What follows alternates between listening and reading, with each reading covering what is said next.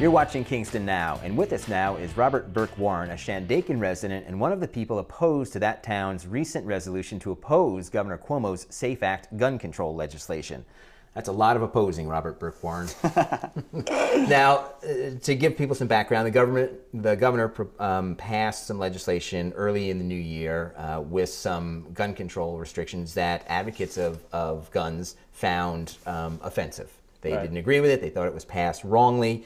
And so the town of Shandaken, where you live, came up with this idea to pass a non-binding resolution just saying, we don't like this. Is that it in a nutshell?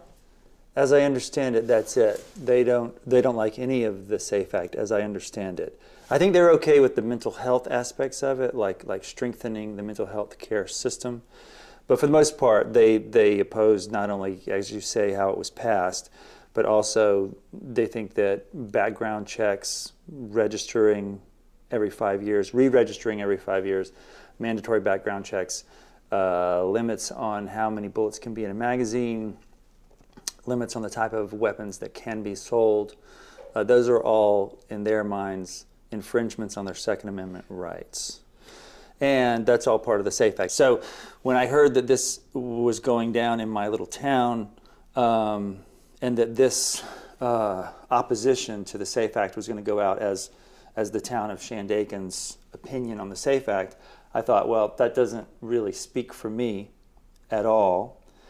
So I need to go on record to say that it doesn't speak for me as a Shandaken resident, a proud Shandaken resident. Actually, I am in line with Cuomo and Obama in their efforts to make it harder for people to acquire certain types of guns.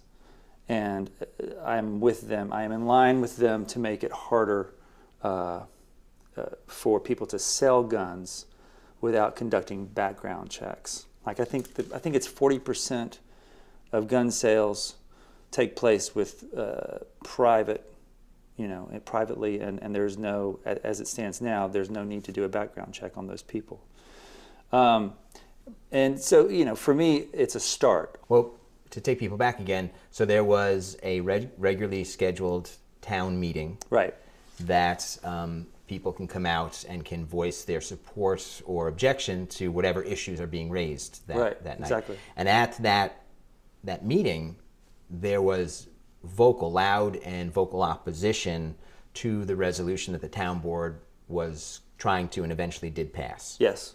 The numbers, I think I saw written up for something like 10-1 opposing the Shandaken resolution. Yeah, at least. I only remember one guy who was a former gun dealer. One guy got up and said that he supported their resolution. Now, those are just the people that got up and spoke. As there were people there that were clearly in support of the town board. And when I say the town board, it wasn't a unanimous decision by the town board. So anyway, but yes, there was a lot of vocal people getting up and speaking and making their opinions known. Why were you compelled to speak out that night? I mean, you kind of know the makeup of the town board. You probably had a feeling that it was going to pass regardless of what you said? I did. I did. I knew that the chances of it not passing, that's actually, not true. There was a chance that it could have gone the other way. But unlike what happened in the Ulster County legislature. Yes, that was a done deal. Everyone knew how that was going to go down. But for my little town, that's one of the things I love about my little town, is that in so many, whether it's school board issues or whether it's town council issues, it's never 100% that it's going to go one way or the other, which keeps things lively. But you asked me why I went, what compelled me to go. And I'm a parent, I'm a dad of a 15-year-old, and the uptick in gun violence, especially in schools, has happened over the course of my being a father. So that motivates me because I'm putting someone out there into the world. I brought them into the world. I'm sending them out there into the world. Say you lost that night, so the resolution was passed, but you guys, the people who were opposed to the resolution of the town of Shandaken, that's not the end for you. You have a petition circulating. Yeah. Yeah, we have a petition. Yeah, it's great because in a way, and I smile and I laugh because it's a conversation starter, you know. And but is there a hope that they'll change their mind? You know what? There is a hope that it'll get repealed. Because the idea with the petition is that, you know, there's all political. These are politicians we're talking about, you know, and I feel like they are expressing their opinions, but they're also ginning up support from their base. And this is an opportunity. That sounds cynical, but it is politics. It's one of the most fractious issues that I've seen in a long, long time. Yeah, and it's reminiscent of some of the anger, for instance, around the abolition of slavery. You know, it's that, it inflames people that strongly. And I don't think the issue is going to go away anytime soon. So no, it's a great, but the good news is that everything's on the table.